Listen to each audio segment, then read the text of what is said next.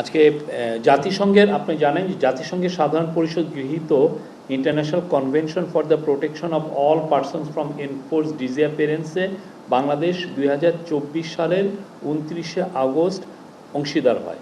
উক্ত কনভেনশনের আলোকে এবং সংবিধানের সংরক্ষিত জীবন ও ব্যক্তির স্বাধীনতার অধিকার কার্যকর করার উদ্দেশ্যে গুম প্রতিরোধ প্রতিকার ও সুরক্ষা অধ্যাদেশ 2025 প্রণয়ন করা সমীচীন।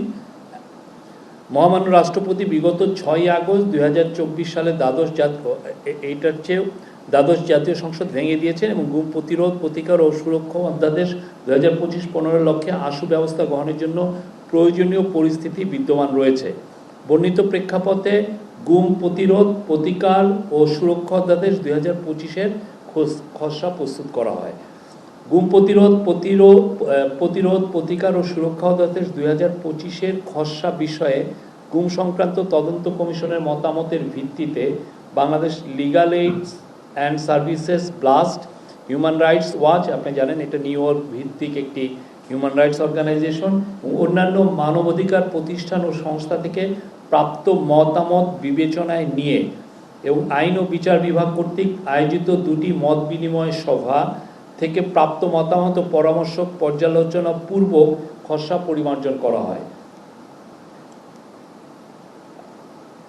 খসড়া অধ্যাদেশটিতে গুমকে সংজ্ঞায়ন সহ চলমান অপরাধ হিসেবে বিবেচনা করে মৃত্যুদণ্ড সহ কঠোর শাস্তির বিধান রাখা হয়েছে।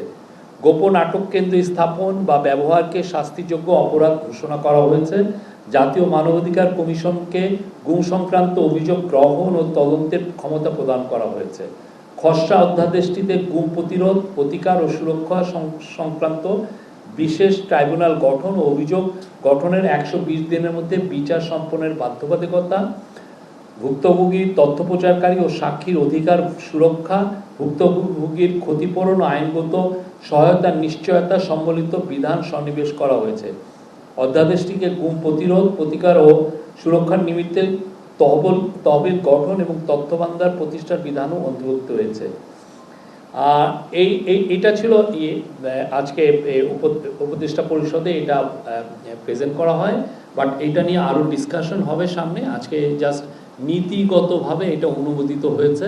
সামনের আরও মিটিংগুলোতে এটা চূড়ান্ত অনুমোদনের জন্য এটাকে আবার নিয়ে আসা হবে।